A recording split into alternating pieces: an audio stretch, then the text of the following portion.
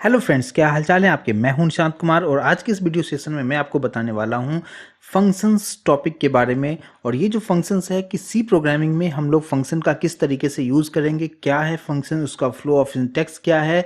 लेकिन ये टॉपिक समझने से पहले मैंने एक और वीडियो बनाया हुआ है जो मैंने अपलोड कर चुका हूँ। उस वीडियो को पहले अगर आप देखेंगे, जहाँ पे मैंने काफ़ी बेसिक चीज़ें बताया है कि सी प्रोग्रामिंग के लिए बेसिक रिक्वायरमेंट्स क्या चीज़ें हैं, वो सब चीज़ें के बारे में मैंने काफ़ी डिटेल में पूरा प्रैक्टिकली के साथ मैंने वहाँ पे बताया हुआ है। तो पहले वो सेशन एक बार आप देख लेंगे तो ये सेशन आपको समझना आसान होगा। तो हम लोग डायरेक्टली आ जाते हैं कि कोडिंग पे, कि कोडिंग हम किस तरीके से करेंगे और फंक्शंस क्या है, वो सब चीज़ें हम काफ़ी डिटेल में हम डिस्कस करेंगे आज के इस सेशन में।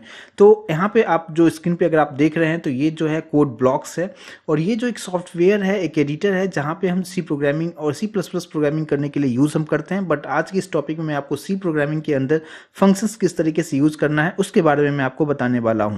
तो इसको किस तरीके से आप ऑपरेट करेंगे तो वो मैं थोड़ा सा आपको बता दूं कि किस तरीके से यहाँ पे आप प्रोजेक्ट क्रिएट करेंगे। आप यहाँ पे सिंपल सा आप देख सकते हैं कि यहाँ पे आपको दिखा रहा है क्रिएट अ न्यू प्रोजेक्ट। आपको इस पर क्लिक करना है। क्लिक करने के बाद यहाँ पे आएगा कंसोल एप्लीकेशन, आप इसको क्लिक करेंगे और यहाँ पे गो बटन पे क्लिक करेंगे।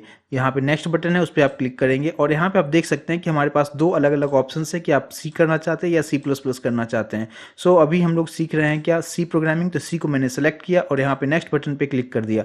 यहाँ पे आप जो भी आप देना चाहे, जो भी प्रोजेक्ट का आपको नाम देना है, वो प्रोजेक्ट का नाम मैंने यहाँ पे कुछ भी फंक्शंस 11 दे दिया। यहाँ पे आप लोकेशन है कि प्रोजेक्ट का लोकेशन कहाँ पे आपको रखना है। मैंने डेस्कटॉप पे इसको सेव करने की कोशिश कर रहा हूँ और आप जहाँ भी चाहें आप वहाँ पे सेव कर सकते हैं। अब मैं यहाँ पे नेक्स्ट बटन पे क्लिक करूँगा और फिर यहाँ पे फिनिश बटन पे क्लिक करने के बाद अब इसका जो इंटरफेस आपको दिखेगा कुछ इस तरीके से, आपको इंटरफेस आपको यहाँ पे दिखेगा जो कि कम्प्लीटली ब्लैंक है यहाँ पे। लेकिन आप यहाँ पे अगर देखेंगे कि लेफ्ट साइड में फंक्शन 11 के जस्ट नीचे आप मेरे कर्सर पे अगर आप फोकस करेंगे तो आपको दिखेगा sources, and just behind sources you will find one plus symbol, just click over there. अब यहाँ पे आएगा आपको मेन डॉट सी और डबल क्लिक करेंगे तो आपको एक सैम्पल कोड हमें यहाँ पे दिखाता है जो कि सी प्रोग्रामिंग के लिए है। तो मैंने लास्ट सेशन में काफ़ी डिटेल में सब चीज़ें बताया था कि इसका जो लाइब्रेरी फाइल्स क्या होता है, मेन फंक्शंस क्या होता है, हम किस तरीके से प्रिंट करते हैं। तो आप पीछे का जो वीडियो मैंने बनाया हुआ है उसको एक बार आप जरूर देखें, तो हम यहाँ पे और बेहतर समझ सकते हो आप। अब यहाँ पे आप देखेंगे क्या कि यहाँ पे हमारे पास एक बाय डिफ़ॉल्ट जो फंक्शन होता है जिसको हम कहते हैं मेन फंक्शन। तो मेन फंक्शन यहाँ पे है और यहाँ पे मेन फंक्शन के बिना कोई भी आप सी प्रोग्रामिंग रन नहीं कर सकते हैं, आपको ये कंपलसरी चाहिए ही होता है। तो आपको एक सिंपल सा समझना है कि फंक्शन होता क्या है। तो फंक्शंस जो होता है ये आप बोल सकते हैं क्या कि कुछ पार्ट, हम कोडिंग का कुछ पार्ट एक फंक्शंस के अंदर हम लिखेंगे। मीन्स आप एक प्रोग्रामिंग का एक स्टेटमेंट, आप एक blocks of statement inside of functions हमें किस तरीके से लिखना है वो देखेंगे। लेकिन अगर आप यहाँ पे देखेंगे कि इंट मेन फंक्शन यहाँ पे लिखा हुआ है जो कि मैंने आपको बताया कि प्री डिफाइंड है, पहले से बना हुआ है, ये हमने खुद से नहीं बनाया है। अब ये फंक्शन अगर एग्जीक्यूट होता है तो यहाँ पे प्रिंटफ के अंदर यहाँ पे जो कुछ भी मैसेज लिखा हुआ है वो एज इट इज़ प्रिंट होता है। तो अगर इसको रन करना हो तो रन करने के लिए आप यहाँ पे आप देख सकते हैं बिल्ड एंड रन एक बटन यहाँ पे दिया हुआ है। जैसे आप इस पर क्लिक करेंगे आपको एक ब्लैक आउटपुट स्क्रीन दिखेगा जहाँ पे हमें आंसर दिखा रहा है हेलो वर्ल्ड करके, हमें यहाँ पे मैसेज हमें दिखा रहा है। लेकिन अगर हम बात करें कि ये जो फंक्शन है ये इनबिल्ट फंक्शन है, लेकिन अभी जो मुझे बनाना है फंक्शन वो हमें खुद का फंक्शन बनाना है। मींस एक यूज़र डिफाइंड फंक्शन हमें बनाना है और उस फंक्शन के अंदर में कुछ ऑपरेशंस परफॉर्म करना है। तो वो सारा चीज़ हम किस तरीके से करेंगे, चलिए हम उसके बारे में डिस्कस करते हैं। तो मैं अभी इसके अंदर में कोई भी स्टेटमेंट अभी नहीं रख रहा हूँ, डायरेक्टली मेन फंक्शन है। अब यहाँ पे इसके ऊपर या इसके नीचे कहीं भी आप खुद का फंक्शन एक क्रिएट कर सकते हैं। तो मैं यहाँ पे मेन फंक्शन के ऊपर जाके यहाँ पे फंक्शन हम लोग क्रिएट करेंगे। यहाँ पे सी प्रोग्रामिंग में सिंटैक्स क्या है कि कोई भी फंक्शन आपको बनाना है तो उससे पहले एक कीवर्ड यूज़ करते हैं वॉइड। वॉइड मीन्स क्या कि रिटर्न टाइप होता है कि अगर यहाँ पे जैसे मैंने इंट मेन अगर यहाँ पे लिखा हुआ है तो इंट का मतलब है क्या कि ये जो रिटर्न टाइप है मीन्स दिस फंक्शन विल, अगर ये कॉल होता है तो इट विल रिटर्न समथिंग। लेकिन वॉइड का मतलब क्या कि ये कुछ भी रिटर्न नहीं करता है। अब इसके बाद आपको फंक्शन का नाम देना है। फंक्शन का नाम आप जो भी चाहे आप दे सकते हैं अपने अकॉर्डिंगली, क्योंकि हम लोग यहाँ पे यूज़र डिफाइंड फंक्शंस के बारे में मैं बता रहा हूँ। और ये ब्रैकेट साइन जो होता है वो सिंबल होता है फंक्शंस को डिफाइन करने के लिए। तो यहाँ पे हमने एक फंक्शन बनाया है जिसका नाम है हेलो। और यहाँ पे आपको कर्ली ब्रेसेस देना है और कर्ली ब्रेसेस के अंदर में यहाँ पे आप जो भी आपको प्रिंट करना है, जो भी ऑपरेशंस परफॉर्म करना है, वो आप यहाँ पे आप टाइप कर सकते हैं। सपोज मैं सिंपल सा एक मैसेज यहाँ पे दे रहा हूँ printf, और यहाँ पे मैंने लिख दिया हेलो फन 1, इस तरीके से मुझे प्रिंट करना है, और यहाँ पे लास्ट में सेमीकोलन दे दिया। सेमीकोलन का मतलब टर्मिनेशन ऑफ लाइन, ये मेरा पर्टिकुलर लाइन कंप्लीट हो चुका है। अब अगर हम बात करें कि यहाँ पे ये फंक्शंस तो मैंने बना दिया, मेन फंक्शंस भी यहाँ पे है।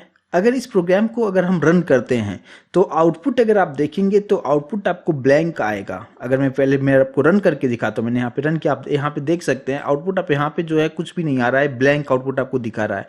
मीन्स क्या, मैंने आपको लास्ट सेशन में बताया था कि इंट मेन जो है वो कंपलसरी है, लेकिन आपको जो भी कोडिंग करना है मेन फंक्शन के अंदर आप जो कोडिंग करेंगे वही एग्जीक्यूट होगा। बट अभी मैंने क्या किया कि मेन फंक्शन के अंदर में कुछ भी कोडिंग लिखा ही नहीं, कुछ भी प्रिंट मैं कर ही नहीं रहा हूँ। मैंने एक बाहर इसके ऊपर मैंने एक फंक्शन बनाया जो खुद से कुछ भी नाम दे दिया। अगर ये कॉल होगा तो ये मैसेज मिलेगा। अगर आप यहाँ पे देखेंगे कि इस फंक्शन को मैंने एग्जीक्यूट नहीं, यहाँ से कॉल नहीं किया है, मतलब अगर आपने कोई भी यूज़र डिफाइंड फंक्शन बनाया है तो आपको मेन फंक्शन के अंदर जाके उस फंक्शन का इंफॉर्मेशन देना कंपलसरी होगा, जिसको हम यहाँ पे प्रोग्रामिंग लैंग्वेज में कहते हैं किसी भी फंक्शन को कॉल करना। मीन्स मेन फंक्शन से I want to call this function, तो यहाँ पे सिंटैक्स हम किस तरीके से लिखेंगे, यहाँ पे मेन फंक्शन में आके आपको जस्ट उस फंक्शन का नाम लिखना है, बस इतना ही करना है। यहाँ पे आपको पूरा ये लिखने की ज़रूरत नहीं है, वॉइड के साथ लिखने की ज़रूरत नहीं है, जस्ट आप फंक्शन का आप यहाँ पे नाम लिखेंगे और यहाँ पे जो फंक्शन सिंबल है ब्रैकेट देना है और यहाँ पे सेमी कॉलन देना है। तो अब क्या होगा कि जैसे ये फंक्शन कॉल होगा, मीन्स मेन फंक्शन एग्जीक्यूट होगा, यहाँ पे हेलो फंक्शन को आपने कॉल किया है तो it will search for hello function, और यहाँ पे आने के बाद इसके अंदर में जो भी स्टेटमेंट आपने लिखा है वो अब मैसेज प्रिंट करेगा। तो जैसे इस प्रोग्राम को हम रन करते हैं, यहाँ पे आके मैं यहाँ पे क्लिक कर रहा हूँ, क्लिक करने के बाद आप यहाँ पे देख सकते हैं दिखा रहा है हेलो फन 1, इस तरीके से हमें यहाँ पे मैसेज जैसा मैंने लिखा था उसी तरीके से आउटपुट हमें दिखा रहा है। तो मेरे कहने का मतलब ये है कि आप अपने अकॉर्डिंगली जो भी फंक्शंस आप बनाते हैं, that is user defined functions आप बनाते हैं, तो उस फंक्शन का इंफॉर्मेशन आपको मेन फंक्शन के अंदर यहाँ पे देना कंपलसरी होगा। अब आपका क्वेश्चन ये होगा कि हम फंक्शन बनाए क्यों? अगर हमें सिंपल सा यही मैसेज देना है तो हमें यहीं पे लिख सकते हैं डायरेक्टली, तो हमें एडिशनल फंक्शन बनाने की ज़रूरत क्या है? अब यहाँ पे देखिए इसका आंसर क्या होगा कि सपोज आप सेम स्टेटमेंट, जैसे यहाँ पे अभी हम लोग प्रिंट कर रहे हैं हेलो फन 1, अगर ये मैं प्रिंट कर रहा हूँ और अगर यही स्टेटमेंट आपसे कहा गया कि आपको 5 टाइम्स प्रिंट करना है, तो आपको क्या करना होगा कि 5 टाइम्स प्रिंटफ आपको यहाँ पे मेन फंक्शन के अंदर आपको लिखना पड़ेगा। लेकिन अगर वही चीज़ यहाँ पे फंक्शंस के अंदर मैंने लिखा हुआ है तो जस्ट इस फंक्शन को आप 5 टाइम्स कॉल कर दीजिए और जितनी बार आपको ज़रूरत है उतनी बार आप उस फंक्शन को कॉल कर सकते हैं। तो किस तरीके से करेंगे, मैंने यहाँ पे एक बार कॉल किया हुआ, इसी को मैंने कॉपी करके मैं जितनी बार आपको कॉल करना है, सपोज मैंने 5 टाइम्स, तो मैंने यहाँ पे 5 टाइम्स मैंने यहाँ पे कॉल कर दिया। आप यहाँ पे देख सकते हैं 5 टाइम्स कॉल कर दिया। अब अगर आप इसको रन करके आप देखेंगे तो आप देख सकते हैं हेलो फन 1 यहाँ पे आपको 5 टाइम्स आपको दिखा रहा है, लेकिन यहाँ पे जो आउटपुट आपको देख सकते हैं कि सेम लाइन में आउटपुट आपको दिखा रहा है। ये क्यों ऐसा हो रहा है? क्योंकि मैंने यहाँ पे सिर्फ हेलो फन 1 लिखा हुआ है, लाइन को ब्रेक करने के लिए जो मैंने कमांड बताया था वो मैंने यूज़ नहीं किया हुआ है। तो यहाँ पे \n हम लोग यूज़ करते हैं जो लाइन को ब्रेक करता है। अगर अब इस प्रोग्राम को रन करके देखेंगे तो आप यहाँ पे देख सकते हैं हेलो फन 1 5 टाइम्स हमें प्रिंट करके दिखा रहा है। तो इसका एडवांटेज ये हो जाता है कि आप जो भी फंक्शंस आप बनाते हैं मेन फंक्शन से उसे आपको कॉल करना पड़ेगा, और एक फंक्शन जो आपने बनाया है उसे आप जितनी बार चाहे 5 टाइम्स नहीं, आप 5000 टाइम्स भी आप इस फंक्शंस को कॉल कर सकते हैं। तो ये एक एडवांटेज होता है कि आप सेम प्रोसेस बार बार हमें प्रिंट करना है, सेम स्टेटमेंट हमें प्रिंट करना है या सेम ऑपरेशंस हमें परफॉर्म करना है, तो वो बार बार सेम चीज़ को लिखना नहीं पड़े, सेम चीज़ को टाइप नहीं करना पड़े, जस्ट उस फंक्शन को आप कॉल कर दीजिए मेन फंक्शन से, उतनी बार वो ऑपरेशंस को परफॉर्म कर लेगा। इसको समझने के लिए एक और तरीका है, एक और एग्जांपल हम देखते हैं इसमें कि अगर कुछ हम मैथमेटिकल कैलकुलेशंस करना चाहें तो ये और कितना आसान हमें लगेगा समझने के लिए। एक और चीज़ मैं आपको बता दूं तो ये आपको ये चीज़ समझ में आ गया होगा कि आपको जितनी बार चाहें आप उतनी बार उस फंक्शन को कॉल कर सकते हैं। मैं अभी एक ही बार यहाँ पे कॉल कर रहा हूँ, मैं अभी रेस्ट हटा दिया। अभी इसको आप रन करेंगे तो आपको यहाँ पे एक बार आपको दिखा रहा है हेलो फन 1। अब ये जो फंक्शंस है ये हमारा मेन फंक्शन है और मेन फंक्शन के ऊपर मैंने यूज़र डिफाइंड फंक्शन बनाया हुआ है। अब यहाँ पे कभी कभी क्वेश्चन ये आता है कि ये जो फंक्शन है यूज़र डिफाइंड फंक्शन, ये कंपलसरी तो नहीं है कि आप हमेशा मेन फंक्शन के ऊपर ही रखें। तो ऐसा कोई कंपलसरी नहीं है। आप अगर सेम इस फंक्शन को आप चाहें कि मेन फंक्शन के नीचे रखना तो आप वहाँ पे भी रख सकते हैं। तो मैं क्या कर रहा हूँ कि ये जो यूज़र डिफाइंड फंक्शन मैंने बनाया है इसे मैं यहाँ से कट कर दिया और नीचे मैंने रख दिया, तो ये भी काम करेगा। तो यहाँ पे आप मेन फंक्शन के ऊपर रखो या नीचे रखो, लेकिन आपको मेन फंक्शन के अंदर आके इस पर्टिकुलर फंक्शन को कॉल करना कंपलसरी होगा। अब इसको रन करके अगर हम देखें, आउटपुट आपको एग्जैक्टली सेम आपको दिखाएगा, तो उसमें कोई डिफरेंस नहीं होगा। तो आई होप कि ये चीज़ समझ में आया होगा कि आप कोई भी फंक्शन बना सकते हैं, और लेकिन जो भी फंक्शन आप बनाएंगे मेन फंक्शन पे आके उसको कॉल करना कंपलसरी होगा। दूसरी बात, इसको मैं ऊपर रखता हूँ, विजिबिलिटी थोड़ा अच्छा यहाँ पे आएगा। चलिए इस तरीके से है। अब यहाँ पे मैं क्या कर रहा हूँ कि कुछ पैरामीटर्स में पास कर रहा हूँ। अब यहाँ पे ब्रैकेट के अंदर आप वेरिएबल्स का डिक्लेरेशन भी कर सकते हैं, और जिसको हम कहते हैं पैरामीटर्स। मतलब क्या कि इस फंक्शन के अंदर आप पैरामीटर्स डिक्लेयर कर सकते हो, मीन्स पैरामीटर पास कर सकते हो, और वो इस तरीके से होगा। आप इस तरीके से बिल्कुल नहीं कर सकते, ये नॉर्मल वेरिएबल हो जाता है। लेकिन किसी भी फंक्शन के अंदर जब वेरिएबल का डिक्लेरेशन होता है तो आपको इस तरीके से करना पड़ेगा। इंडिविजुअल डिक्लेरेशन आपको करना होगा, integer x comma integer y करना है। अब यहाँ पे दो पैरामीटर मैंने पास कर दिया।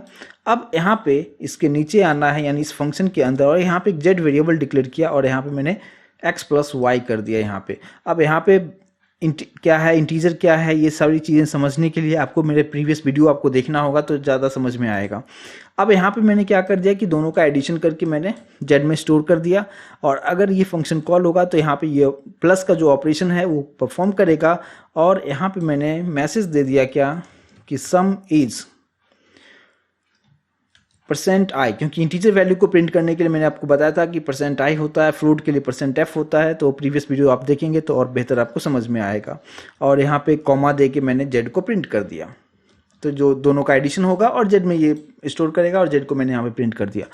अब अगर यहाँ पे अगर आप देखेंगे कि लास्ट टाइम जब हमने हेलो को कॉल किया था तो उस टाइम यहाँ पे कुछ भी नहीं था, means it was completely empty. बस this time we have two variables over here, so we have to pass two values according to the data type. Means क्या कि अगर यहाँ पे दो इंटीजर में पैरामीटर हमने रखा हुआ है तो आपको दो यहाँ से, मीन्स मेन फंक्शन से जो आप फंक्शन को आप कॉल कर रहे हो, यहाँ से आपको दो इंटीजर टाइप की वैल्यू पास करना होगा, कुछ इस तरीके से। तो यहाँ पे क्या होगा कि ये जो 10 मैंने लिखा है, इसको, ये जो यहाँ पे 10 और 20 है, इसको कहते हैं आर्गुमेंट्स, और यहाँ पे जो मैंने दो वेरिएबल डिक्लेयर किया इसको कहते हैं पैरामीटर्स। तो ये जो 10 है ये असाइन होगा इस x को, और ये जो 20 है असाइन होगा y को, और इसके अंदर में दोनों का एडिशन परफॉर्म करेगा, z में स्टोर होगा और उसको z को प्रिंट कर देगा। अगर आप इसको रन करके देखेंगे तो आप देख सकते हैं यहाँ पे दिखा रहा है सम इज़ 30। तो इस तरीके से भी हम यहाँ पे एक फंक्शंस बना के उसके अंदर में कुछ भी मैथमेटिकल ऑपरेशंस हम परफॉर्म कर सकते हैं। लेकिन आपको ध्यान ये रखना होगा कि आप जो भी फंक्शन बना रहे हैं अगर उसके अंदर पैरामीटर नहीं है तो कॉल करते टाइम भी आपको ध्यान रखना है कि पैरामीटर यहाँ से एम्प्टी ही जाना चाहिए।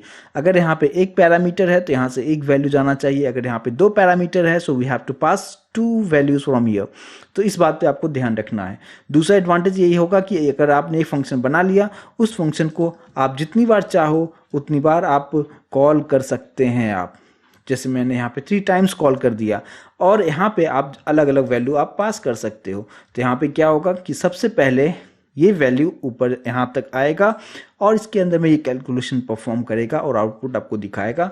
सेम उसी तरीके से फिर ये वैल्यू ऊपर जाएगा, फिर ये वैल्यू ऊपर जाएगा, इस तरीके से।